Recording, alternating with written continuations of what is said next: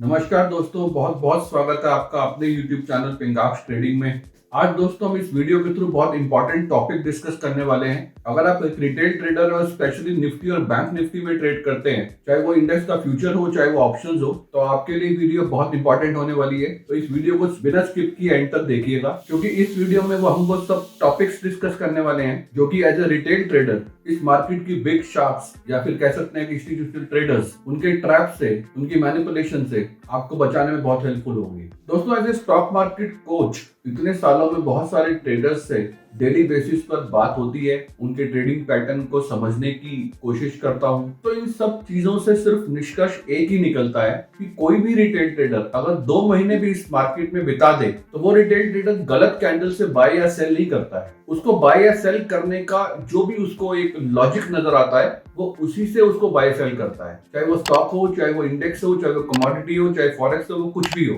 मैंने आज तक किसी भी रिटेल ट्रेडर को किसी भी मार्केट में ट्रेड करते हुए कभी भी ये नहीं देखा उसने एक रेड कैंडल के हाई से बाय कर लिया हो या ग्रीन कैंडल के लो से सेल कर दिया हो। नहीं, जब भी उसको ग्रीन कैंडल मिलती है वो उसके हाई से ही बाय करता है, जब भी कोई रेड कैंडल मिलती है वो उसके लो से ही सेल करता है। तो जब इतनी समझ रिटेल ट्रेडर को है कि ग्रीन कैंडल के हाई से ही बाय होगा और रेड कैंडल के लो से ही सेल होगा, तो फिर ऐसी ये क्या चीज है, ऐसा वो क्या ट्रैप है जब इन सब चीजों को जानने के बाद भी वो इस मार्केट में प्रॉफिट नहीं कर पाता है। और एक चीज मैं यहाँ पर दोस्तों और ऐड करना चाहूंगा, जब भी एक ट्रेडर किसी भी चार्ट को देखते हुए ग्रीन कैंडल के ऊपर से बाय करता है और रेड कैंडल के नीचे से इसको सेल करता है, तो वो थोड़ी देर के लिए प्रॉफिट में जरूर होता है। बिकॉज ग्रीन कैंडल का अगर हाई टूटेगा तो स्टॉक या इंडेक्स ऊपर तो जाएगा, और रेड कैंडल का अगर लो टूटेगा तो स्टॉक या इंडेक्स नीचे तो जरूर जाएगा। इट मींस बाय या सेल करने के बाद उसके फोन की ऐप में उसको ग्रीन कलर का पीएनएल चाहे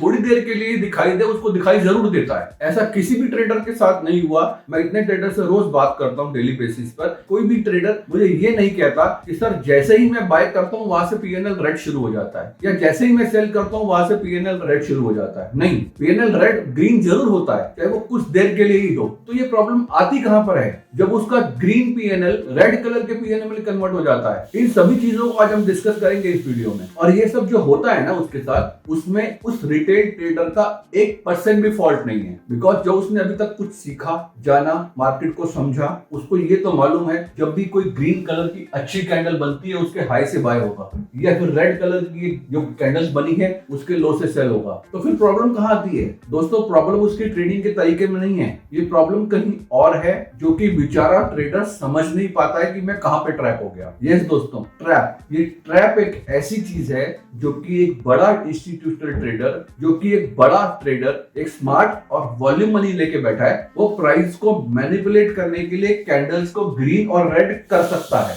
बिकॉज कैंडल को ग्रीन करना उस मैनिपुलेटर के हाथ में है, कैंडल को रेड करना उस मैनिपुलेटर के हाथ में है। बट ये चीजें एक रिटेल ट्रेडर, एक छोटे ट्रेडर को समझ में नहीं आ सकती हैं। वो सिर्फ अपनी स्क्रीन पर देखता है। धीरे धीरे जब ये रिटेल ट्रेडर मार्केट को और ज्यादा समझने लगता है तो वो कोशिश करता है टेक्निकल इंडिकेटर्स को जानने की, टेक्निकल इंडिकेटर्स की हेल्प से अपने ट्रेड को प्रॉफिटेबल बनाने की, जो कि उसकी पहली सबसे बड़ी गलती होती है। बिकॉज उसको ये नहीं मालूम है कि ये जो टेक्निकल इंडिकेटर्स है, whether it is RSI, whether it is MACD, whether it is super trend, कुछ भी है, ये आपको सिर्फ वही चीज दिखा रहे हैं जो आपको बड़े इन्वेस्टर्स या बड़े ट्रेडर्स दिखाना चाहते हैं। और मेरे फॉलोअर्स या मेरे स्टूडेंट्स सब जानते हैं why I hate these technical indicators, because they are used to manipulate retail traders। तो retail traders ऐसा क्या करे जिसकी हेल्प से वो समझ पाए? ऐसा तो नहीं कि RSI उसको ओवरबॉट और ओवरसोल्ड के बीच में उसको फंसा रही है कहीं,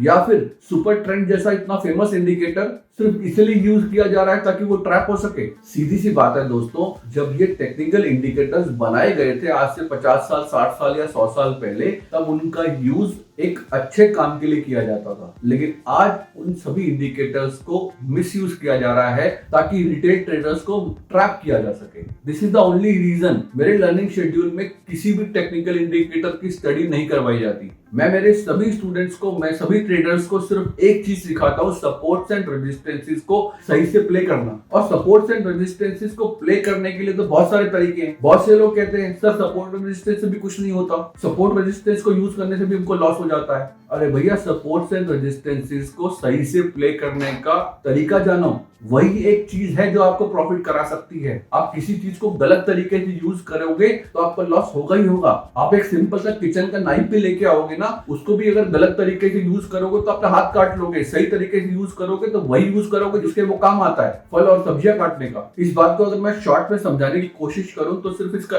एक ही निष्कर्ष निकलता है, ज्यादातर लोग, ज्यादातर रिटेल ट्रेडर्स, जिनकी गिनती मैं कह सकता हूँ 90% हो सकती है, all the retail traders support टूटने पर सेल करते हैं और रेजिस्टेंस टूटने पर बाय करते हैं। लेकिन उन बेचारों को यही नहीं पता कि अगर सपोर्ट्स, नीचे के सपोर्ट, आई मीन टू से नीचे के सपोर्ट, दिस वन, जब नीचे के सपोर्ट्स टूटते हैं तो वो तोड़े गए हैं सिर्फ आपको ट्रैप करने के लिए, और ऊपर की रेजिस्टेंसेस को ब्रेक करने के बाद वो बाय करता है, और नीचे के सपोर्ट्स को टूटने पर वो सेल करता है। सिंपल सा रूल है, लॉजिक तो यही है। अभी तक तो हमने यही सीखा है कि रेजिस्टेंसेस टूटने पर हम बाय करेंगे और सपोर्ट्स टूटने पर हम सेल करेंगे।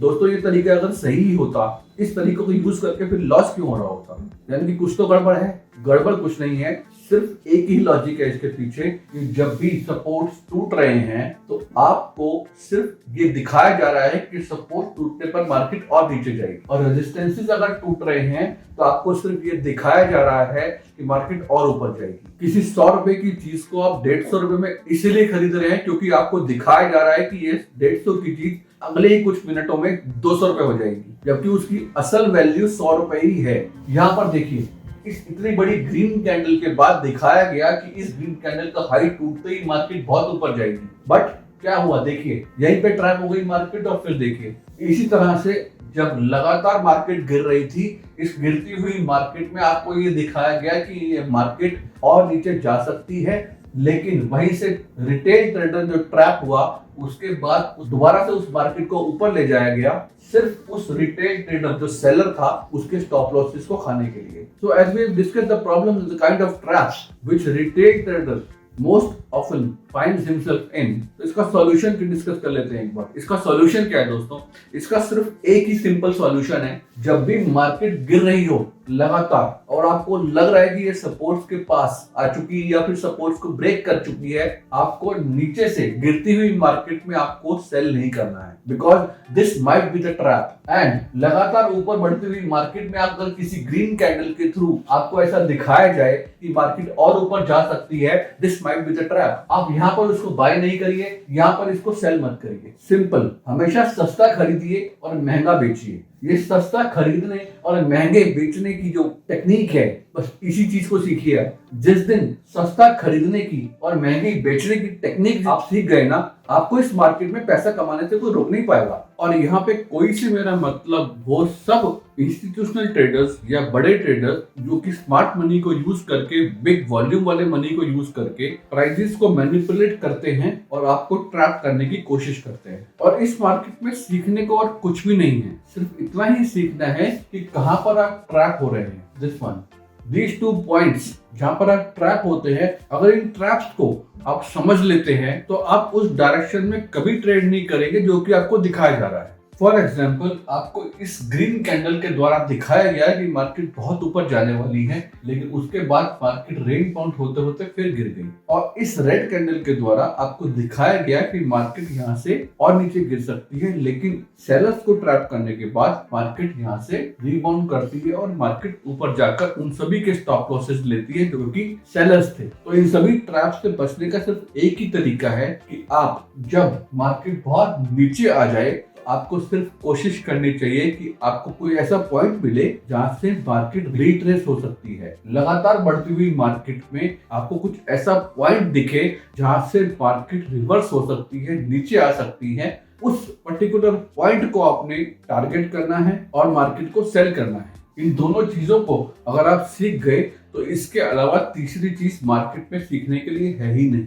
सिर्फ यही एक चीज आपको ट्रैप होने से बचा पाएगी और आपको प्रॉफिटेबल ट्रेड दिला पाएगी। कोई टेक्निकल इंडिकेटर, कोई मूविंग एवरेज आपको ये सब चीजें नहीं बता पाएंगी ट्रैप होने से बचा पाएंगे। और दोस्तों अगर आप ऑप्शन बायर हैं तो आपको इस चीज को ध्यान रखना बहुत जरूरी है कि आपको लो से सेल करना है और हाई से बेचना है। बिकॉज अगर आप बीच में कहीं ट्रैप होते हैं तो ऑप्शन का प्रीमियम, आपकी जो बाइंग की हुई ऑप्शन का प्रीमियम है वो बहुत जल्दी डिके होगा। इस वीडियो में बताई गई सारी चीजों को फॉलो कीजिएगा। और इस वीडियो में जो भी पॉइंट डिस्कस हुए हैं, अगर उसके बारे में आपको कोई भी डाउट, कोई भी क्वेरी है तो इस वीडियो के कमेंट सेक्शन में आप अपनी क्वेरी या डाउट डाल सकते हैं। उसका रिप्लाई आपको जरूर मिलेगा और हम कोशिश करेंगे कि आपके हर प्रॉब्लम का रिजोल्यूशन आपको जल्द से जल्द मिल सके। इस वीडियो में आपको कुछ नया जानने या सीखने को मिला हो तो इस वीडियो को लाइक कीजिएगा, शेयर कीजिएगा और इस चैनल के सब्सक्राइबर अगर नहीं है आप तो इस चैनल को सब्सक्राइब कीजिएगा। मिलते हैं बहुत जल्दी नेक्स्ट वीडियो में। Thank you so much. Good night.